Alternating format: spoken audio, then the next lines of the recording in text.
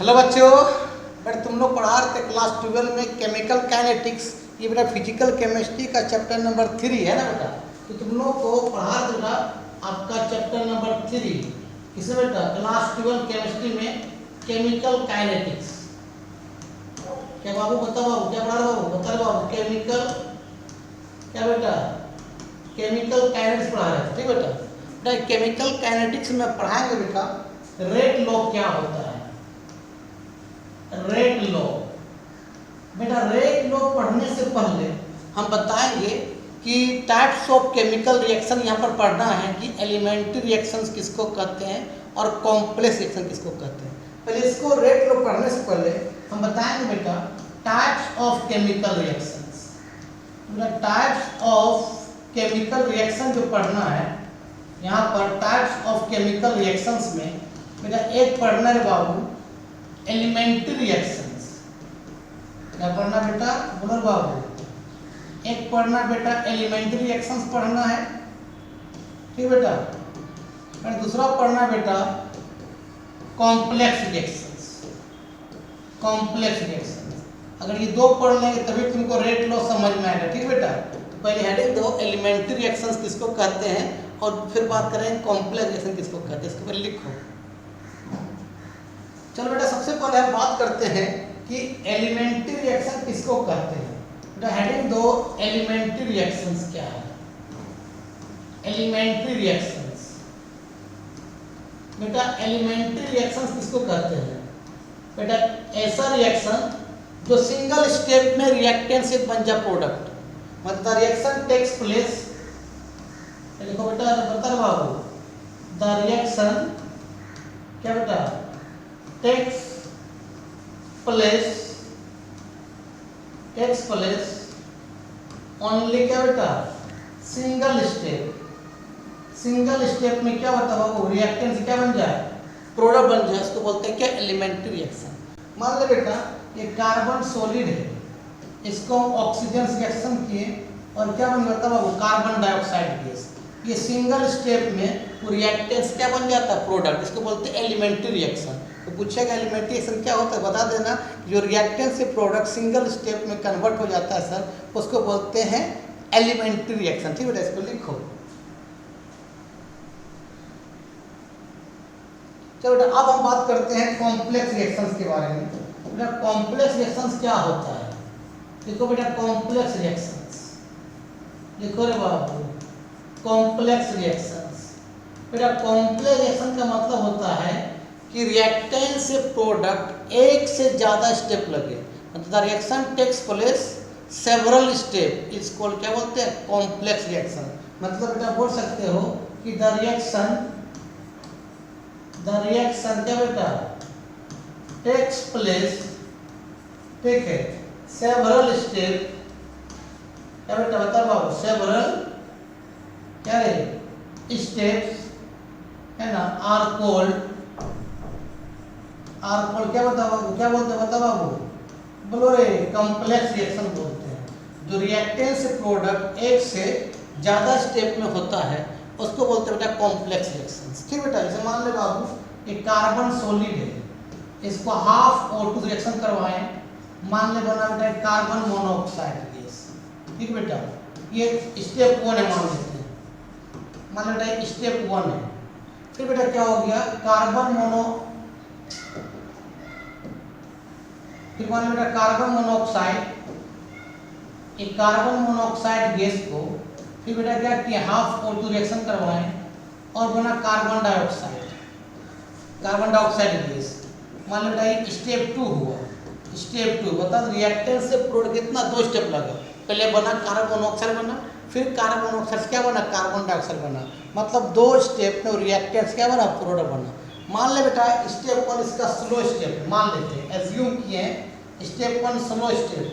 बेटा स्टेप 2 क्या है, स्टेप 2 मान लो बेटा इसका फर्स्ट स्टेप है। स्टेप 2 जो बेटा इसका क्या है, फर्स्ट स्टेप है, ठीक बेटा। ये मान ले आपका क्या बता बाबू, फर्स्ट स्टेप है, ठीक है, फर्स्ट स्टेप है, ठीक बेटा। रुको बेटा थोड़ा सा, बस बोर्ड में लिखने में थोड़ा सा दिक्कत होता है बाबू। मान लेना स्टेप 2 क्या है, फास्ट स्टेप, क्या है बाबू, फास्ट स्टेप। ठीक बेटा, तो याद रखना कॉम्प्लेक्स रिएक्शंस का रेट ऑफ रिएक्शन उन स्टेप पर निर्भर करता है जो स्टेप स्लो होता है। ठीक बेटा, तो दो स्टेप हुआ, स्टेप 1 और स्टेप 2। स्टेप 1 क्या है, स्लो है, स्टेप 2 क्या है, फास्ट है। तो कॉम्प्लेक्स रिएक्शंस का रेट ऑफ रिएक्शन उन स्टेप पर निर्भर करता है जो स्टेप स्लो है। ठीक है बेटा, याद इसको लिखो पहले। ठीक बेटा, तो मान लेना एक याद रखना बेटा कि कॉम्प्लेक्स रिएक्शन जो होता है बेटा, कॉम्प्लेक्स रिएक्शंस का बेटा, कॉम्प्लेक्स बाबू रिएक्शंस का जो रेट ऑफ रिएक्शन होता है बेटा, रेट ऑफ क्या बेटा, रिएक्शन है ना, डिपेंड ऑन किस पर होता है बेटा, बता रहे बाबू, डिपेंड ऑन क्या बेटा, स्लो स्टेप। जो स्टेप क्या होता है, स्लो, उसी पर डिपेंड करता है। मतलब बेटा रेट ऑफ रिएक्शन जो होता है कॉम्प्लेक्स रिएक्शंस का, रेट ऑफ रिएक्शन जो होगा बाबू वो डायरेक्टली किसका होगा, बता बाबू, स्लो स्टेप का। याद रखना बेटा, जो कॉम्प्लेक्स रिएक्शन होता है उसका रेट ऑफ रिएक्शन डिपेंड करता है स्लो स्टेप पर, फर्स्ट स्टेप पर डिपेंड नहीं करता। ठीक है, इसको लिख लो। चलो बेटा अब हम बात करते हैं, अब आते हैं रेट लॉ क्या होता है। अब बेटा लिखते हैं रेट लॉ। रेट लॉ क्या होता है, मान लेते रिएक्शन लिखें कि 2A प्लस क्या बेटा B, ये मान लो बन गया C प्लस D।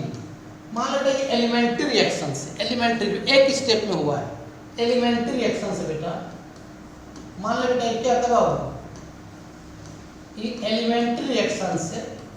ठीक बेटा, तो एलिमेंट्री रिएक्शंस अगर रहेगा तो rate of reactions always molar power concentration of the reactant होता है। मतलब बेटा यहाँ पर जो रेट ऑफ रिएक्शंस होगा बेटा, रेट ऑफ क्या बेटा, रिएक्शंस है ना, डायरेक्टली प्रोपोर्शनल क्या होगा, बताओ, कंसंट्रेशंस क्या होगा, rate of reaction directly proportional क्या होता है, molar power concentration of the reactant. मतलब बेटा A के पावर क्या बता 2 हो जाएगा, और बेटा B के पावर यहाँ कुछ नहीं है, मतलब 1, क्या पावर कितना हो जाएगा, 1 हो जाएगा।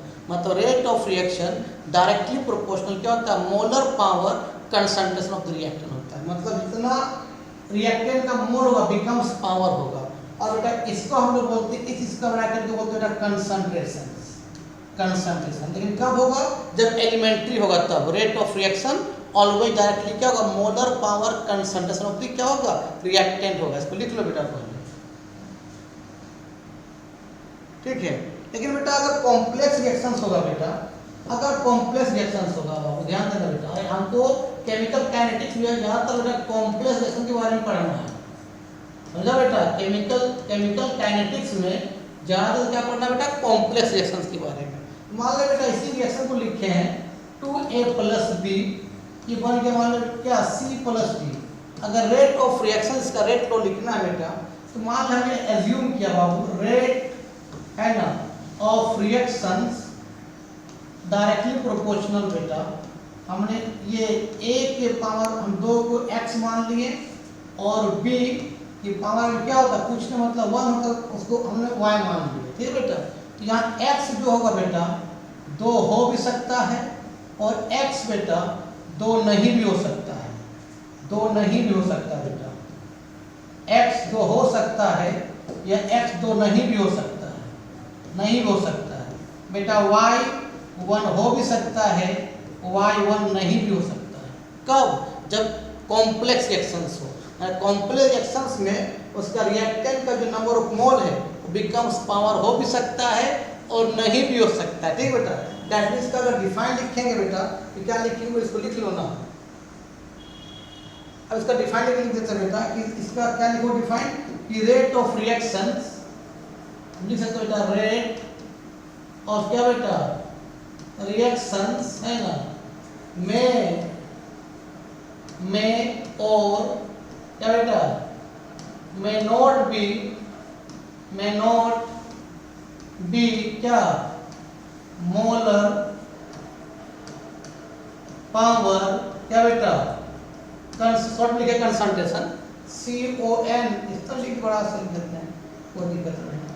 कंसंट्रेशन मोलर पावर क्या बेटा, molar power concentration of the reactant, of the reactant हो भी सकता है और बेटा नहीं भी हो सकता है, ठीक है। वही लिखे हमने अभी, रेट डायरेक्टली क्या के है ना बेटा, ए के पावर क्या लगा दिया, x लगा दिया, और b के पावर क्या लगा था, y लगा दिया, ठीक बेटा।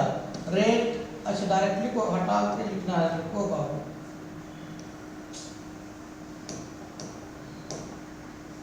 रुको थोड़ा रे, थोड़ा सा लिखने में गलती हो जाता है बोर्ड में। रेट डायरेक्टली क्या, जल्दी बताओ क्या था, a के पावर क्या हुआ था बाबू, x, और b के पावर कितना था बेटा, y था, है ना बाबू। तो रेट इक्वल डायरेक्ट हटाए डायरेक्टली जो हटाते क्या देते बाबू, k लगाते हैं, k का मतलब रेट कांस्टेंट, ठीक बेटा।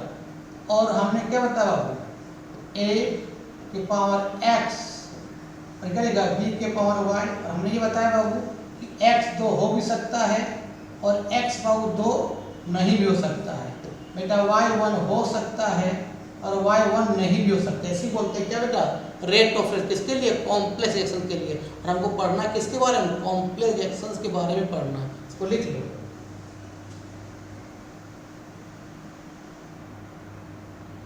चलो बेटा अब हम बात करते हैं ऑर्डर ऑफ रिएक्शंस क्या होता है, ये लिख लो बेटा, ऑर्डर ऑफ रिएक्शंस क्या होता है। ऑर्डर ऑफ रिएक्शंस, मान लो बेटा कोई रेट दिया रहेगा एग्जाम में, बाबू रेट इक्वल टू के है ना, a के पावर 2 और b के पावर 1 दिया हुआ, इसका लिखना ऑर्डर। k का मतलब रेट कांस्टेंट, रेट कांस्टेंट, ठीक है बेटा। इसका क्या लिखना है, ऑर्डर लिखना है।